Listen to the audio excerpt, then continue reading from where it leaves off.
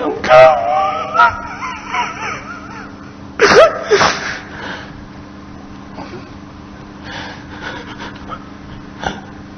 ketika seorang muslim berdoa begitu,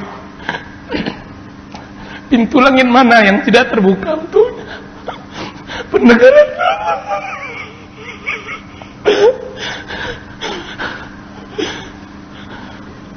arsy apa yang tidak bergetar? Maka Allah akan mendengar.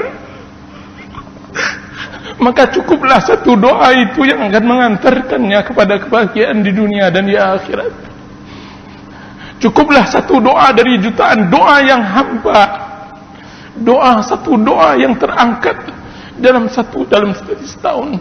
Akan tetapi bermakna, berarti, benar-benar bermakna dan berarti.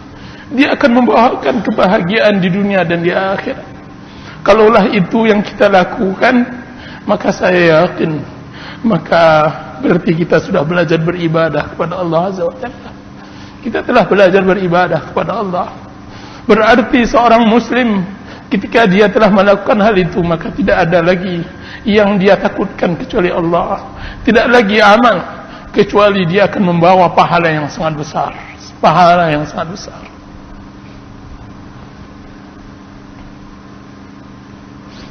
Kaum muslimin yang dirahmati oleh Allah Azza wa Jalla, itu salah satu bentuk bagaimana kita tingkatkan kita beribadah kepada Allah.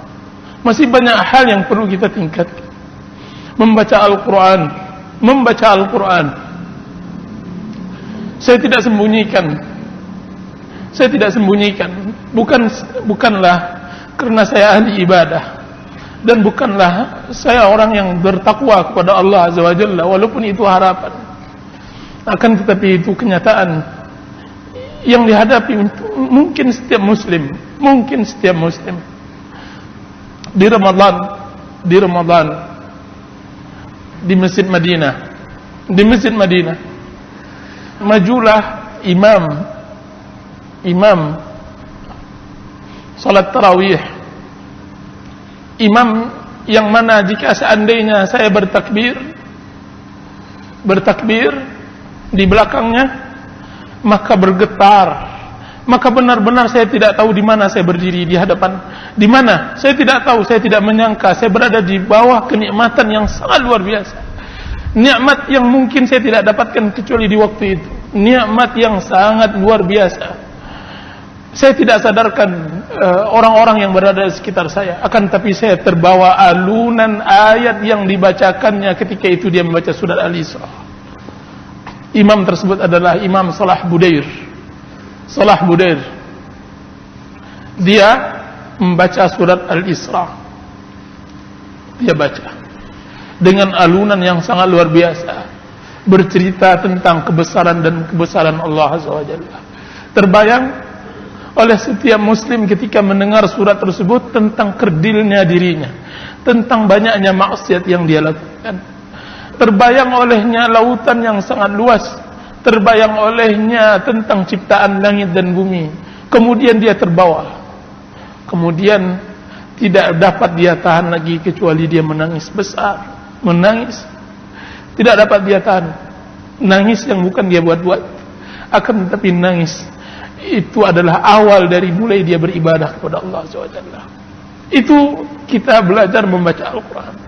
Belajarlah membaca Al-Quran dengan hati, niscaya kita akan merasakan nikmat. Utsman bin Affan radhiyallahu anhu berkata, jika seandainya ada iman di dalam hati, niscaya kita akan lezat membaca Al-Quran. Akan tapi permasalahan kita tidak mempunyai iman yang baik untuk bisa menikmati Al-Quran. Kita tidak mempunyai ilmu yang baik untuk bisa membaca Al-Quran sehingga hadir di dalam hati kita. Itu yang selalu dipanggil oleh Allah Subhanahu wa taala di dalam surat Al-Hadid. Alam ya'ni lil ladzina amanu an takhsha'a qulubuhum li dzikrillah. Kapan lagi datangnya masa bagi seorang muslim tunduk hatinya ketika dia mengingat Allah Azza wa Jalla, membaca, berzikir, membaca Al-Quran, beribadah, salat, tapi tidak pernah tunduk. Hatinya tetap hati Firaun, sedangkan kemauannya tetap kemauan Qarun, sedangkan kesombongannya kesombongan Haman. Kesombongan Haman dia tidak dapatkan. Kecuali itu. Para ikhwan yang dirahmati oleh Allah Subhanahu wa taala, banyak kita belajar pada bulan Ramadan. Belajar. Seorang muslim belajar beribadah kepada Allah, dia akan merasakan nikmat. Baru terasa akan hadir kehidupan akhirat di dalam hatinya. Kalaulah sudah itu, berarti telah masuk iman di dalam hatinya. Rasulullah SAW mengatakan, "Innan nura idza dakhala al-qalban fasakha wa ansharah." Sesungguhnya cahaya jika seandainya masuk ke dalam hati, maka dia lapang dan tenang, membuat lapang hati tersebut dan akan membuat tenang hati tersebut. Ditanyakan oleh para sahabat Rasulullah SAW, apa tandanya ya Rasulullah? Maka dijawab oleh Rasulullah SAW, tandanya adalah al-inabatu ila daril khulud wat tajafi an daril ghurur, yaitu merasa kembali kepada perkampungan akhirat, perkampungan abadi dan menjauh dari perkampungan dunia. Perkampungan abadi yaitu akhirat. Hati yang sudah dekat kepada akhirat, maka hati itulah yang sangat luar biasa. Adalah Ali bin Fudail bin Iyad. Ali bin Fudail bin Iyad, dia adalah orang yang sudah peka hatinya dengan Al-Quran karena latihan.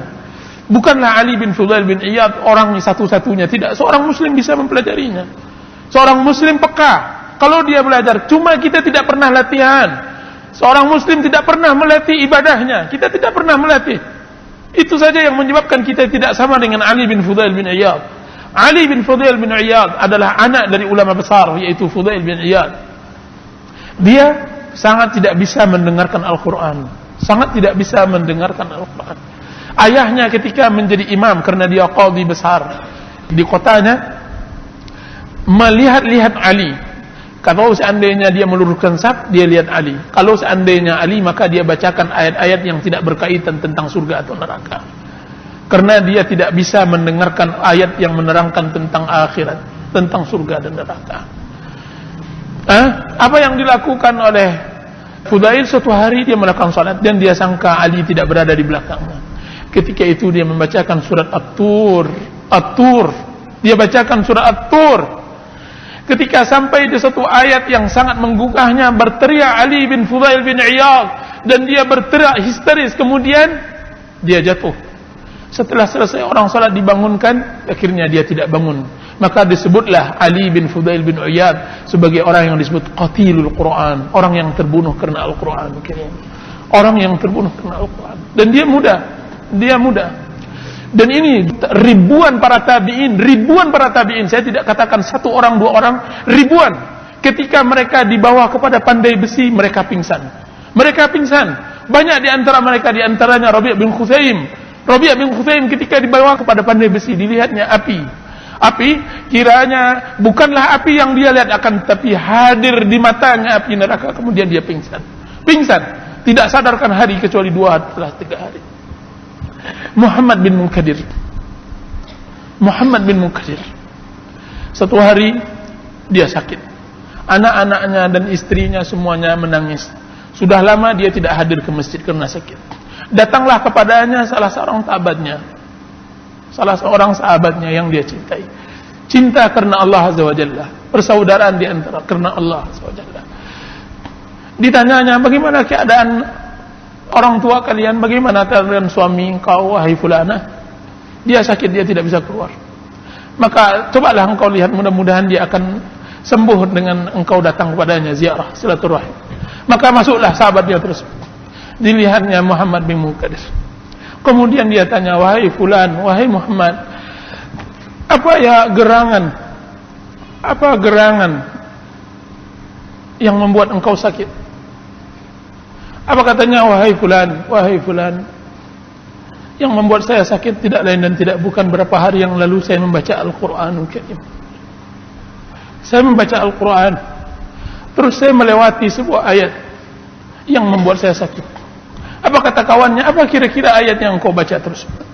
Maka dikatakan oleh Muhammad bin Munkadir, ayat Allah Azza wa Jalla yang mengatakan, am hasibal ladzina istarahu sayyiati an naj'alahum kalladzina amanu wa amilus salihati sawa'am mahyahum wa mamatuhum sa'a ma yahkumun. Sa'a ma yahkumun. Apakah orang-orang menyangka orang-orang yang berlemuran maksiat, am hasibal ladzina ijtarahu sayyi'at, orang-orang yang bersimbah dosa dan kesalahan sama dengan orang-orang yang berlaku kebaikan, hidup dan mati mereka sa'a ma yahkumun. Alangkah buruknya mereka menghukum, alangkah buruknya mereka menghukum. Maka ketika mendengar ayat tersebut, terbuka hatinya, benar-benar seperti goncangnya Merapi, tergoncang oleh dia. Allah menyatakan, apakah kalian menyangka orang yang saleh sama dengan orang yang taleh?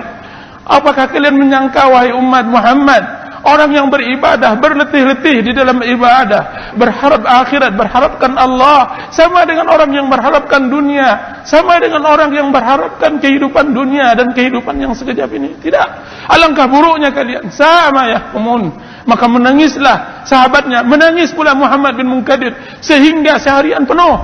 Maka keluarlah. Setelah itu, setelah mereka letih, keluarlah. Apa kata istri Muhammad bin Munkadir? Subhanallah, aku harapkan engkau datang untuk meringankan sakitnya, akan tetapi malah engkau menambahkan sakitnya. Engkau malah menambahkan sakitnya, wahai fulan.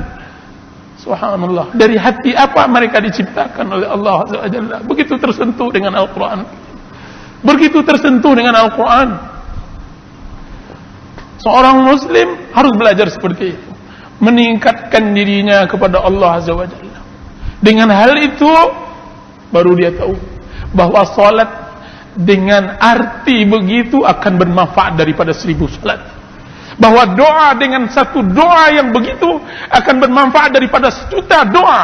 1.000.000 doa tidak ada manfaatnya, sisinya hilang.